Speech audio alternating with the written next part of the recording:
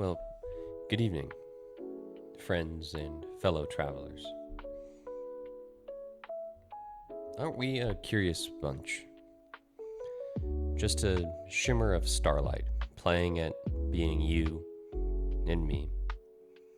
Sitting here in the great, oh so messy dance of the cosmos, on this little rock spinning in space that we call home. You see, time's a sly trick, you know. It's not a line to march along. Time's more like a river, all curls and chuckles. And it's a river you're not just wading in. No, in fact, you're the ripple, the splash, the quiet pool gazing up at the sky.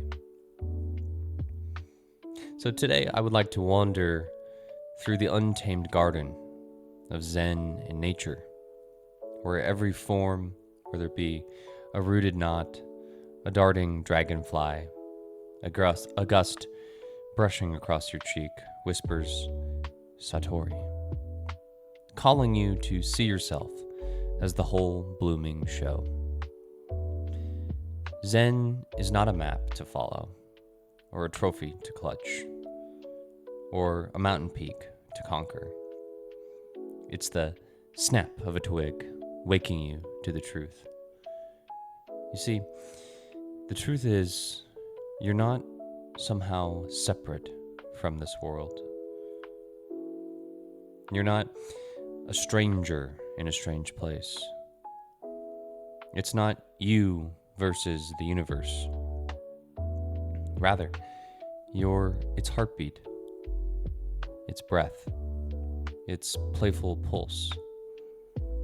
And those Zen words, Chan, Mu, Dharma, they're not old riddles, but mirrors, polished by ages, reflecting you in every leaf, every wave of the ocean. So as always, let's start with a story, because stories are these ripples. They spread without trying to explain. You see, long ago, in ancient China, a monk named Huike sought the great Bodhidharma, the gruff old sage who carried Chan, Zen's Chinese name, from Sanskrit dhyana, a word for meditation that's less about sitting stiffly and more about seeing the world clear as a dewdrop. This Huike was tangled in himself, in his xin, Chinese word for mind, heart, essence, the elusive you that's not your name or your worries. It was churning in him like a storm. Master, he said, my xin is a whirlwind, my mind. Please calm it. Bodhidharma sat gazing at a blank cave wall, like he did for years and years. Didn't flinch. He simply said, bring me your mind, and I will calm it. Huike sat there for days, chasing his mind like you've chased your own self, wondering who you are beneath the labels. For days he was tormented, trying to find this mind. He grabbed at thoughts, fears, memories. Nothing stuck. So finally, exhausted, he returned. He said to Bodhidharma, I can't find my mind. Bodhidharma's smile was a thunderclap, and he said, there, it is calmed. You see, that's Chan. Chan was born in India's 5th century dust, brewed in China with a Taoist wink. You don't find yourself because you aren't lost.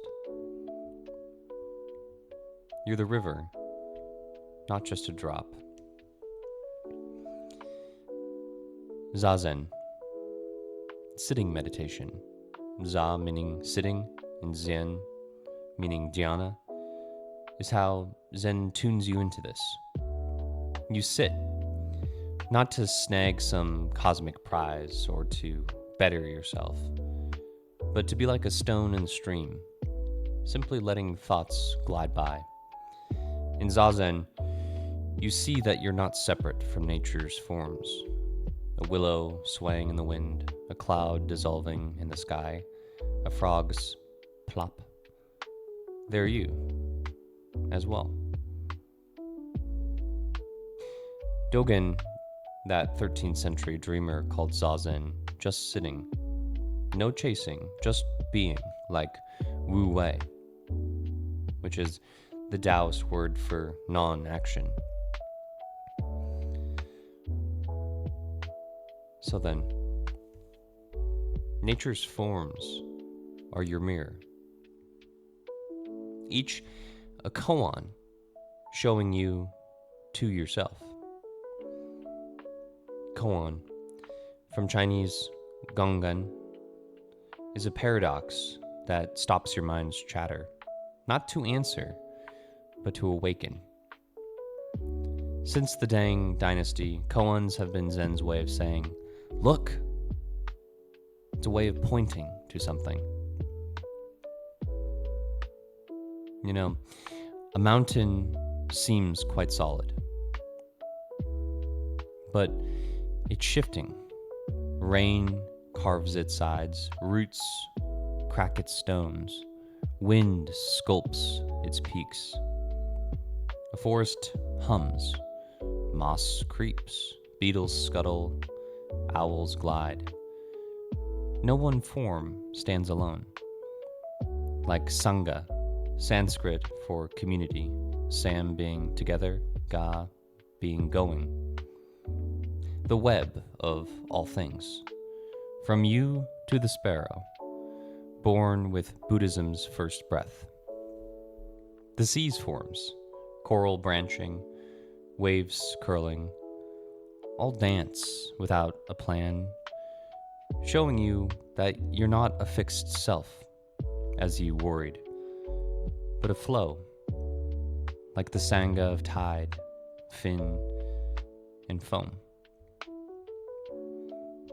Try this koan, because koans are a little bit like seeds.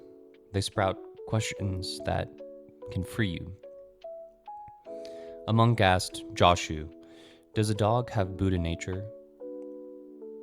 Fo Jing, Fo being Buddha, Jing being nature, is the awakened spark in all of us. From Mahayana Buddhism's first century roots, meaning you're already whole, Joshu snapped, Mu! Mu, Chinese for nothing. A Song era jab from the gateless gate. Isn't a no, it's a laugh, shattering your need to box things up. Buddha nature isn't a dog's tail or your job title. No, it's the dog's bark, your heartbeat, the patter of rainfall. Nature's forms, fur, leaf, droplets, are Fojing alive. And Mu says that you're not separate, as you feared losing yourself. When in fact, there's no you to lose in the first place. Rather, there's just the dance, the rhythm, and you're it. Let's weave a tale, deep as a forest shade, about Ryokan, whose name, Goodly Tolerance, was his soul. You see, this monk Ryokan lived for Satori, from Satoru, which means to see, a 12th century Japanese term for sudden awakening, a bolt of seeing you're the whole show, deeper than Kensho's fleeting glimpse, Ken being sea, show being nature. Now this Ryokan, in his hillside hut, he had no treasures, only forms, a cracked bowl, wind through the pines, moonlight touching his mat. One frosty night, a thief slipped in, looking for loot. But Ryokan, he had very little there. Just these forms. The glitter of frost, the spider web, the creak of the floorboards on his hut. Now this thief, being very frustrated, turned to leave, and Ryokan, he heard this man walking around his little hut and woke up. And he caught him just before the thief was gone. Ryokan said to him, soft as a loon's cry, "Friend, don't leave with nothing. Take this." Ryokan pointed to the moon, round and silver, its light flooding the room. "It's all I've got," he said. The thief, he stood there for a moment, moonstruck, not grabbing, but seeing, maybe touching Satori's edge. Not guilt, but the truth. You don't own the moon, yet it's yours. That's Samu, Zen's work practice, Sa being sweep, Mu being duty, making chores like sweeping or giving moons as a meditation, which is very big in Soto Zen's halls. Ryokan's Samu was Wu Wei, too, flowing without grabbing, like a stream shaping stones without a contract. My friends, you're that stream, not a dam of duties as you once fretted about being tied to names and tasks. Let's go to a metaphor, because metaphors are something like fireflies, brief, but they light the dark. You're a wave, rising, crashing, but always the sea. Your thoughts, your self, are ripples, simply fleeting shapes. Mushin, or no mind, from mu, empty, and shin, mind, is being the sea, not just one wave. A 7th century Chan spark, Mushin, glowed in Hakuin's 18th century teachings for samurai, meaning act without making a fuss. You see, a hawk's swoop is Mushin, no doubt. A leaf's fall is also Mushin. There's no clinging. Nature's forms, whether it be wing, tide, or bark, are all Mushin, empty of a me, an I, yet they are alive. Easing your old fear of emptiness. It's not about losing yourself, but realizing you're the sea, the sky, the whole wild world. Nature's forms are dharma, or Sanskrit dri, to hold, the truth of what is, not a rulebook. Since Buddhism's 5th century BC dawn, dharma is, in Zen, is this breath, this stone's weight, this raindrop's arc.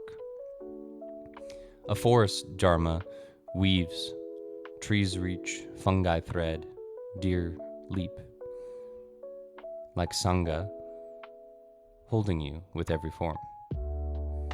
A desert's forms, cacti stand like monks, dunes like dreams, are tatata, which is a word meaning suchness, from tata, thus, or thusness, a Mahayana gem for raw isness. A pebble's sheen, a moth's flutter, they're tatata, just themselves, no why needed. You see, nature isn't a symbol for something beyond it. And that's the problem with words. I encourage you to listen to the sound of my voice, wherever you are, whatever you're doing, and don't try to make sense of the words. Simply enjoy the sound that you are hearing. So when we talk about emptiness, it's not a void, but it's this tatata, this suchness. Every form, everything. It's vivid, whole, like a star's pulse. Now here's another story about Shito, the 8th century stonehead, they called him. And they called him this because he had a hut that was placed on top of a very dangerous rock outcropping. Now he loved nature's forms, especially cliffs sharp as koans. A scholar climbed this hill to find Stonehead, and he was looking for some answers. His head was full of theories. And he said, "Master, what's Dharma?" Shito simply led him to a pond where a very beautiful lotus was in full bloom. Petals glowing white, roots deep in the mud. And Stonehead said, "Look." And he sat down. The scholar waited for some wisdom, some words that would answer his questions, but Stonehead just gazed. A fish jumped, the breeze stirred the pond, a heron glided by. Hours passed, the sunlight danced, the lotus swayed. The scholar's ideas, self, truth, enlightenment, all faded. Eventually, he saw the lotus as this tatata, suchness. Not as a symbol, but you, him, the world, blooming without any effort. Now the student, he bowed. Shito's grin was a ripple. That's Dharma, the lotus, yours. One last koan. Because koans are like thorns. They're sharp, but they wake you to yourself. A monk asked Yunman, "What's the sound of one hand clapping?" Yunman said, "Bring me the silence." The monk sat, shushing winds, birds, his pulse, chasing a blank. And he returned, quite proud. Yunman pointed to a thrush singing in a plum tree. "That's silence," he said. Silence is mushin, holding every form, song, leaf, you. Nature's forms are that sound, one hand clapping. No split between noise and hush, just as Sangha weaves you with the thrush, the tree, the sky. So, to go back, you're a marvelous wave. These words, Chan, Satori, Mu, aren't some homework for you to do. They're alive, born in the dust of India, in the peaks of China, in the dewdrops of Japan, singing in nature's forms, petal, claws, clouds. So step outside, feel the dirt, hear the sparrow's cheek. That's Dharma, that's tatata, suchness, that's you. Not a separate self as you once thought, but the whole wild stream laughing from root to star.